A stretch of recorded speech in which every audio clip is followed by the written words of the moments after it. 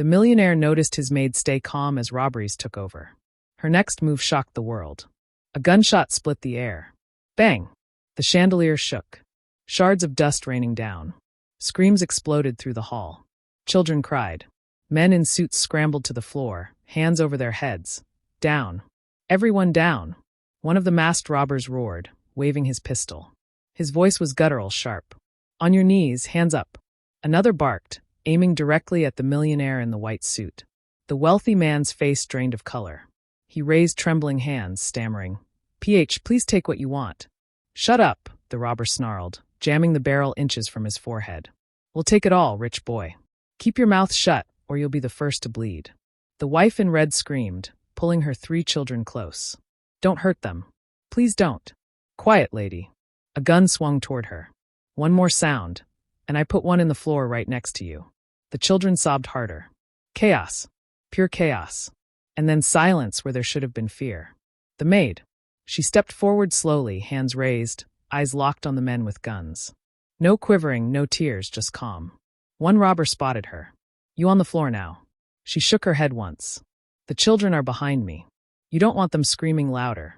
"What did you say?" His finger twitched on the trigger. "You heard me." Her voice was calm. Almost too calm. "Point your gun lower. You scare them more than you scare me." The robber flinched for a second. His mask hid hesitation. "Move her." The leader barked. "She's in the way."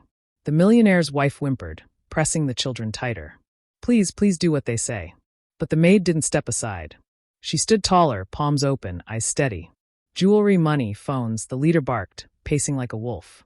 He thrust a sack at a guest. "Fill it now." Hands shook as watches, rings, and wallets clattered into the bag. A man dropped his phone. Another robber slapped him across the face. "Faster. Move it, you rats." The millionaire fumbled with his gold watch, nearly dropping it. Sweat poured down his temples. "Come on, rich man." A gun pressed to his temple. "Hurry it up." "I am trying." He stammered, slipping it off. "Please don't." "Quiet."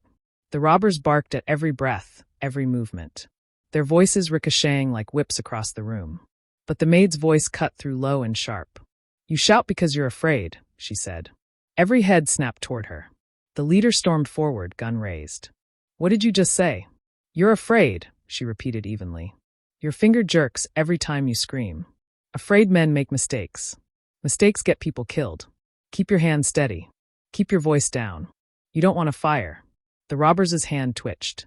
The gun pressed against her forehead. "Say that again," he hissed. Her voice didn't waver. "You don't want to fire." The millionaire felt sick. Please don't hurt her." "Shut your mouth." The leader barked, swinging his gun back toward him. "You speak when I tell you to speak." The children cried louder. One robber shouted, "Make them quiet." The wife sobbed, I can't." The maid's voice cut through again. "Enough." Everyone froze. Even the children hushed at the tone. "You came here for money, not bodies," she said slowly, every syllable deliberate. "You start firing, the police won't stop hunting you. You stay calm, you walk out, everyone lives. Decide which story you want." The leader's chest heaved. The other robbers exchanged nervous glances. One muttered, "Boss, she's stalling." "Shut up." The leader snapped, but his voice cracked. The maid didn't move. "They're already afraid of you. You don't need to scream. You don't need to wave the gun at children. They see you. They'll remember. Don't make them remember you as killers." The millionaire sat frozen, his heart hammering. He couldn't understand it. This was the woman who polished their floors, who served meals quietly, who never raised her voice. And now here she was staring down death without blinking. One of the robbers cursed under his breath. "She's crazy." The leader growled, pushing the gun harder against her skin. "Or she's hiding something." The room was still, every eye fixed on her. The maid's palm stayed raised, calm, steady. The millionaire whispered to himself, "Who are you?" Because she wasn't just a maid anymore. She was the only one in the room, not owned by fear. The gun pressed so hard against her forehead that a faint red mark formed on her skin. Yet the maid didn't blink. The millionaire gripped the armrest of his seat, sweat rolling down his temple. He wanted to shout, to beg, but fear welded his throat shut. The wife held the children close, whispering broken prayers. "Boss, we don't have time." One of the robbers barked. "Cops will be here any minute." "Shut up." The leader snapped, his voice cracking under strain. The maid tilted her head slightly. "He's right. You're wasting time. The leader stiffened. What did you say? You're wasting time, she repeated calmly. Every second you argue with me, every second you scream, police get closer. You came for money. Leave with it. That's your only chance. The robber's hand shook. Don't test me. I'm not testing you, she said evenly. I'm warning you. Mistakes cost lives. And I don't think you came here to be murderers. The room was silent, broken only by the sniffles of the children. Finally, the leader growled, tie them up. All of them. We'll take what we can and go. The other robbers rushed to obey. Rough hands yanked the millionaire from the sofa. On your knees, one barked. Another grabbed the wife by the arm, dragging her forward. The children wailed. Please don't touch them. The millionaire gasped. The maid stepped forward suddenly. Stop. The word sliced the air like a blade. Even the robbers froze. Her voice was firm, commanding. You tie the adults fine, but you don't touch the children. Not one finger. The leader turned on her. Or what? Her gaze didn't waver. Or you'll regret it. The millionaire blinked. He'd never heard such authority in her tone. It wasn't a plea. It was a warning. The robbers hesitated. One muttered, Boss, she's not scared. The leader snarled, grabbing her arm. Who are you? Her eyes locked on his. The wrong person to threaten, and then she moved in a flash, faster than the eye could follow. Her elbow slammed into his wrist. The gun clattered to the floor. Before the others could react, she twisted his arm behind his back, forcing him to his knees.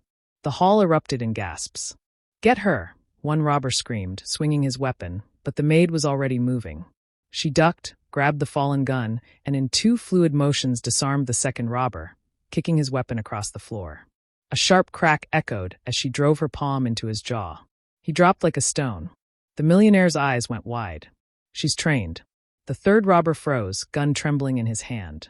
The maid pointed her weapon straight at him, her stance steady. Professional.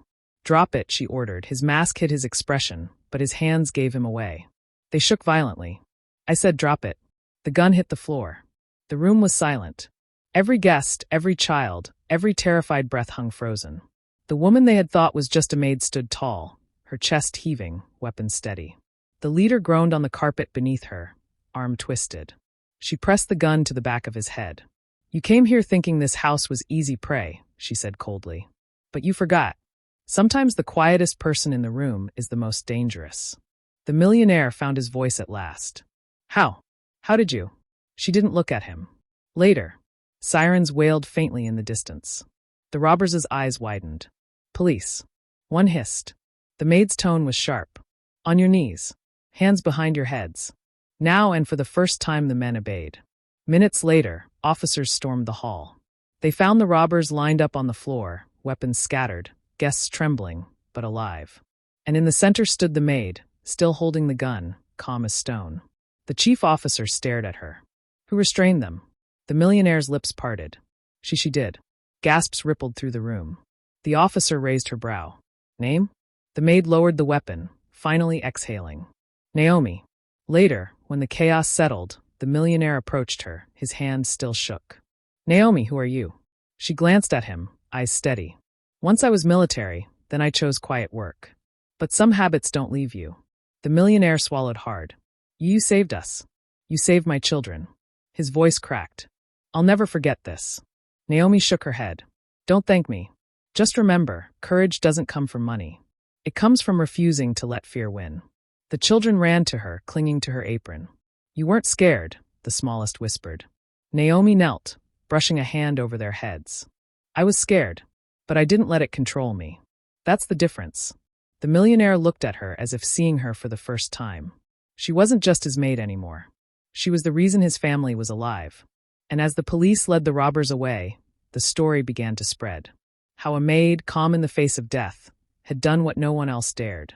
If you enjoyed this story, don't forget to give it a thumbs up and hit that subscribe button for more emotional, dramatic, and unexpected tales. And let us know in the comments, where in the world are you watching from? We love hearing from all of you. Until next time, stay kind, stay curious, and keep watching.